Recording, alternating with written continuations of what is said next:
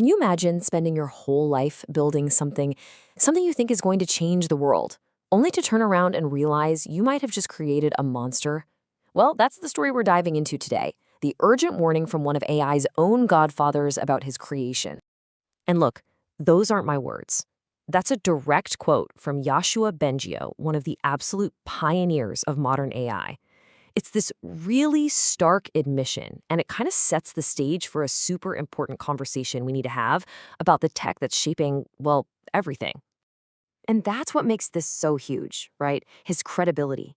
I mean, this isn't just some random critic on the internet. We're talking about a giant in the field, literally the most cited computer scientist alive. So, yeah, when he says he has regrets, the world really has to listen up. So what changed? After 40 years of building this technology, what was the turning point for him? Well, it turns out the answer is it's a mix. It's part technological breakthrough and part something deeply, deeply personal. You see, for the longest time, pretty much all the experts, Bengio included, had this consensus that truly powerful human-level AI was this distant, almost science fiction idea. They figured, hey, we've got decades, maybe more, to get this right. There was this real sense of comfort, you know? The problem was far off. And then, bam, 2023 happened. The launch of ChatGPT it completely shattered that whole timeline. All of a sudden, we weren't measuring progress in decades anymore. We were talking about months. The future was here, and it was accelerating way faster than anyone thought possible. And this massive technological jump, it triggered something really profound and emotional for Bengio. Suddenly, it wasn't some abstract, far-off problem. He started thinking about his own kids, right, and the world they're going to inherit. He said it himself, just continuing down that same path became unbearable.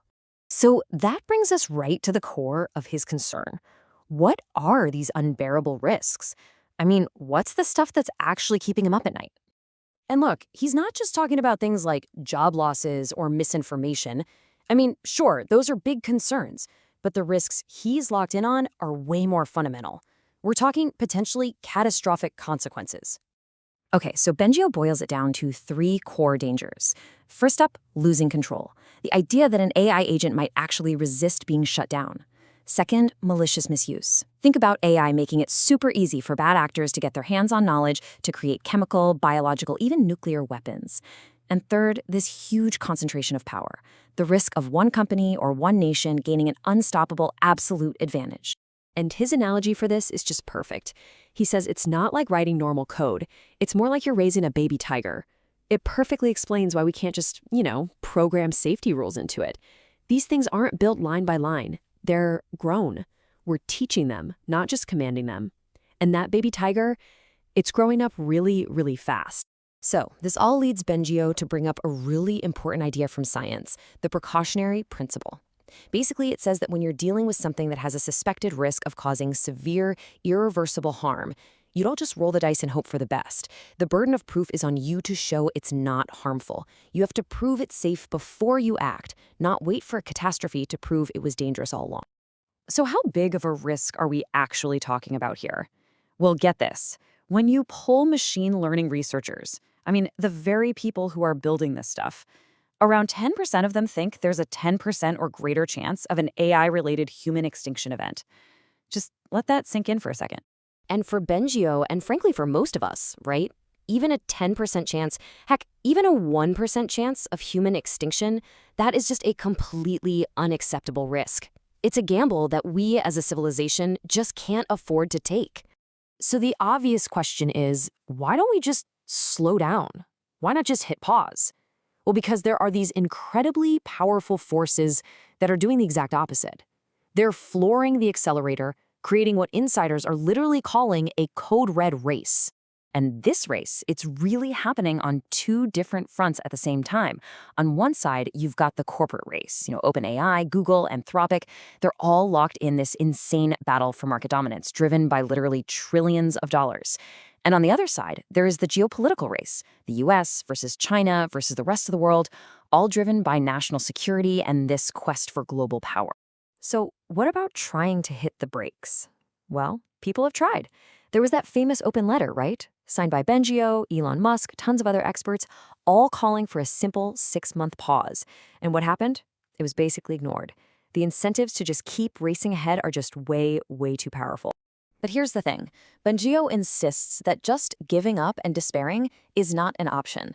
He really believes we still have a say in this, that there is a path forward to a safer future, but only if we're willing to actually take it. So what does he propose? Well, he lays out a pretty clear three-pronged approach. Step 1 is all about raising public awareness, waking people up to the plausible risks. Because you know what? An informed public creates political will for change. Step 2, enact policy.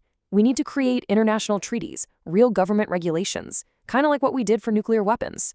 And step 3, we have to seriously invest in safety research, pour funding into the technical work, like his own nonprofit, to figure out how to build AI that is safe by its very design. Because ultimately, he believes the one thing that can actually change the game here, it's not some new algorithm in a lab, and it's not some decision in a corporate boardroom. It's public opinion. It's us. That's why he's out there speaking about this. He truly believes an educated and engaged public is the only force powerful enough to push back against this crazy race and demand a safer way forward. Which really brings us to the final critical question. It's the same one that was put to Bengio himself. He didn't hesitate. He said he'd press that button for his children. So now, after hearing all this, the stakes, the incredible risks, but also the potential rewards, I'll leave you with that same question. What would you do